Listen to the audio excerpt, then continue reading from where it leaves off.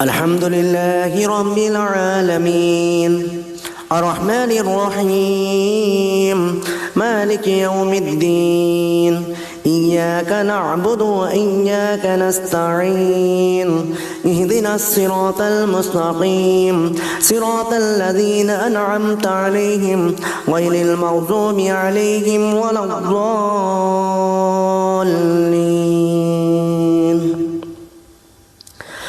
ألم تر كيف فعل ربك بأصحاب الفيل ألم يجعل كيدهم في تضليل وأرسل عليهم طيرا أبابيل ترميهم بحجارة من سجيل فجعلهم كعصف مأكول.